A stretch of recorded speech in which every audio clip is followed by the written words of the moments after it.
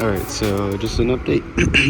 I did end up putting the matte fiberglass mold on yesterday, but it was super windy, so I couldn't really record any audio. So, and also it was getting dark. So here's how the mold looks.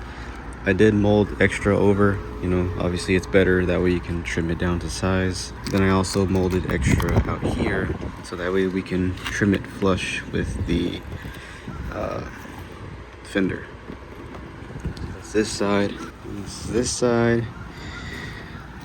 Sorry if it's a little windy again, that's just Florida for you.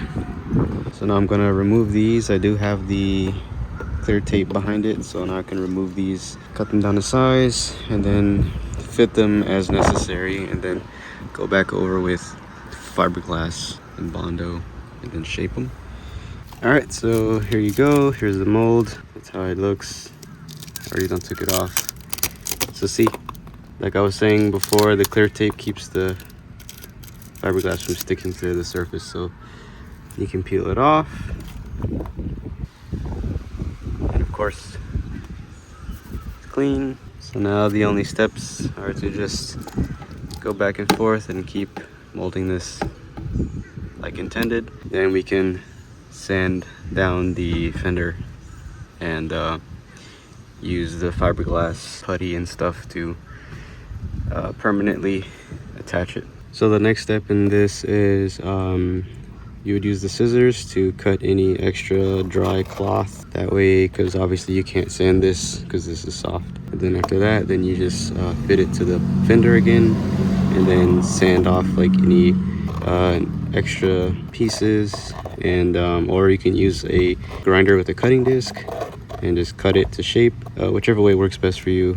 All right, so this is what it looks like all trimmed up. You can see it pretty much fits already. I don't even have to tape it on there, but because we do want to flush this with the top of the fender, as you can see this is overlapping. What I'm going to do is I'm going to go back with the marker and mark out the outline where you can see it touches the body, so that way it'll just be this single piece right here.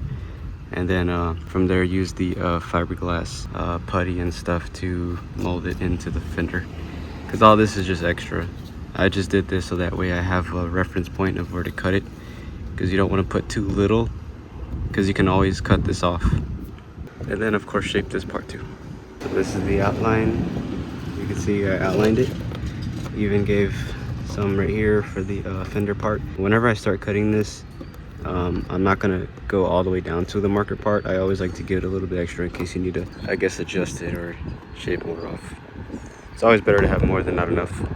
Okay, so just a tip. Whenever you're cutting fiberglass, especially with the fiberglass sheets, you can see all this fiberglass hair. So when you're cutting that, while it's solidified, it does make a lot of fiberglass dust. So for me, I'm working outside, so it's not that big of a deal. I just kind of stand the opposite way the wind's blowing. So if the wind's blowing that way, I stand on this side when cutting it.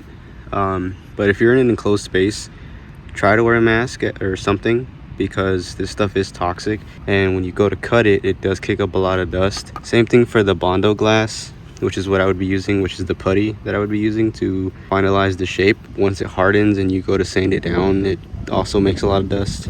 But yeah, so whenever you're cutting fiberglass or sanding it or any kind of removal method, yeah, always just wear a mask. And if you're outside and there's no air blowing, no wind blowing, you might want to wear a mask as well, but save your lungs.